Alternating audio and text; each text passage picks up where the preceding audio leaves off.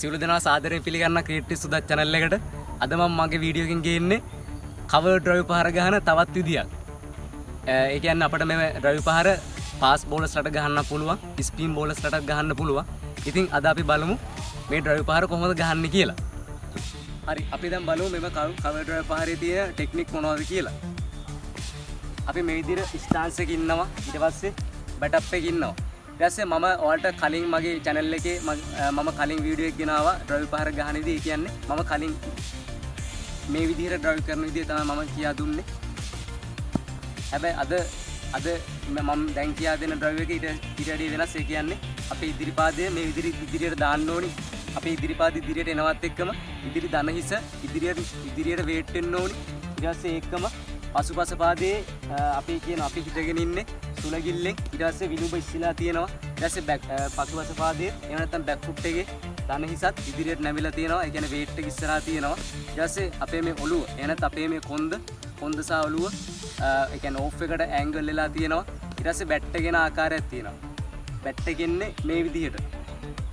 ඒ කියන්නේ අපි මේ පහර අපට ගහන්න ලේසි. සාමාන්‍යයෙන් short pitch වෙලා හෝ එහෙම නැත්නම් good length එකේ pitch වෙලා සාමාන්‍යයෙන් bounce වෙලා එන බෝල් එකකට ගහන්න ලේසි. ඒ කියන්නේ අපි මේ විදිහට bat up එකේ ඉන්නවා. ඊට පස්සේ මේ ආකාරයෙන් ඉතාල හොඳට ඒ කියන්නේ top hand එක සහ bottom hand එක දිග හැරීමකට ලක් කරලා තමයි අපි මේ පහර ගහන්නේ. ඊට පස්සේ අපේ මේ grip එක එහෙම නැත්නම් මිට හැර වෙලා තියෙනවා off එක පැත්තට. එහෙම නැත්නම් බෝල් එක යන දිශාවට.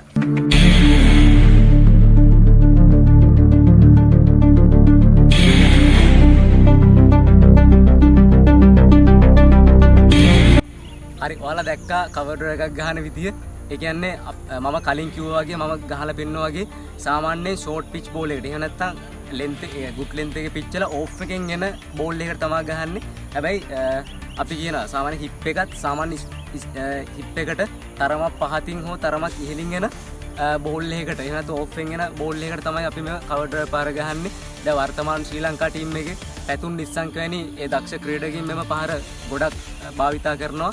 එතකොට අපිට ඒ කියන්නේ විශේෂයෙන් power play වැනි අවස්ථාවලදී අපට අනිවාර්යෙන් නියත වශයෙන්ම ලකුණු 4ක් උනත් ලේසියෙන්ම ගන්න පුළුවන්. එතකොට අපි මේ පහර ගැව්වහම යන ෆීල්ඩින් එකක් තියෙනවා. ඒ කියන්නේ අපි කියනවා පොයින්ට් කලාපේ සහ එක්ස්ට්‍රා කවර් කලාප අතරින් ගහන්න පුළුවන්. එහෙම නැත්නම් මිඩ් ඔෆ් සහ එක්ස්ට්‍රා කවර් කලාප අතරින් ගහන්න පුළුවන්. ඉතින් මම හිතනවා කවර් ඩ්‍රයිව් ගැන ඔයාලා හොඳ දෙයක් ඉගෙන ගන්න ඇති කියලා. ඉතින් මේ වගේ තවත් හොඳ වීඩියෝ දැනගන්න ක්‍රියේටිව් සුදත් channel එක subscribe කරන්න. එහෙනම් අපි තවත් හොඳ වීඩියෝ එකක් හම්බෙමු. ඔයාලා සියලු දෙනා ජය වේවා.